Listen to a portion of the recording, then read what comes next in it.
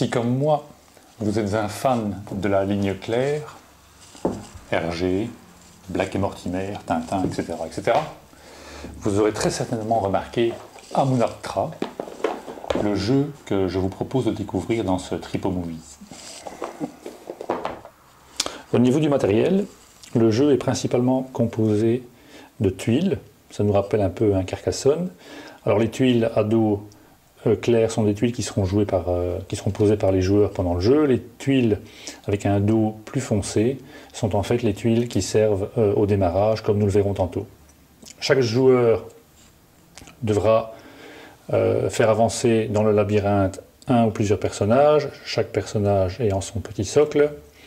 Nous avons des dés à 4 faces et toujours pour les personnages, chaque personnage ayant des caractéristiques de force, d'intelligence, de résistance et de mouvement.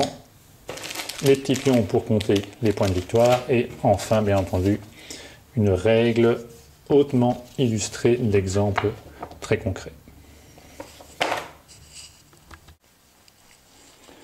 Le but du jeu est d'amener un de ces personnages à sortir de la pyramide. Pour ce faire, il faut imaginer une surface de jeu minimum que l'on désignera en fonction de la durée souhaitée du jeu. Ici, par exemple, nous avons délimité une surface de 1, 2, 3, 4, 5, 6, 7, 8 cases.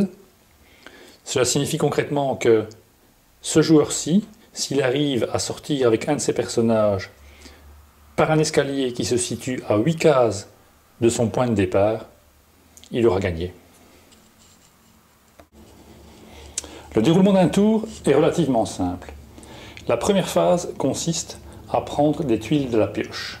Chaque joueur remplit sa main de telle sorte à avoir 4 tuiles face cachée.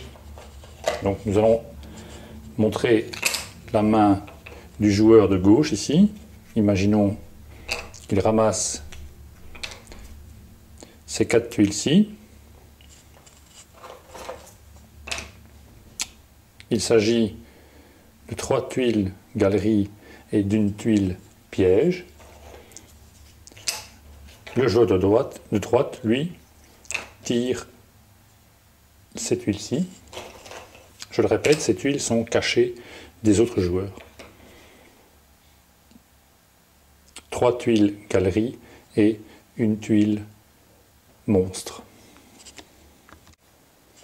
Deuxième phase, je peux déplacer un ou plusieurs personnages, tout simplement en utilisant les caractéristiques de mouvement de mon personnage. Ici, celui-ci, le rat par exemple, a 2 points de mouvement, et donc de ma tuile de départ, je peux décider de le déplacer de 2 cases.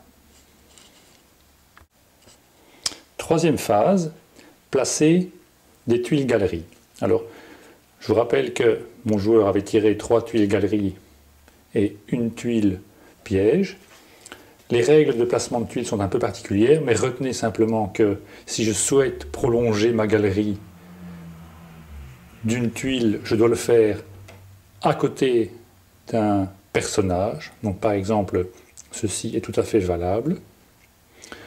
Mais je pourrais également décider d'ajouter une tuile sur une galerie d'un adversaire. À ce moment-là, je peux choisir librement l'endroit où je mets cette tuile. Par exemple ici, je pourrais décider de lui ajouter ici, voire là, une tuile piège.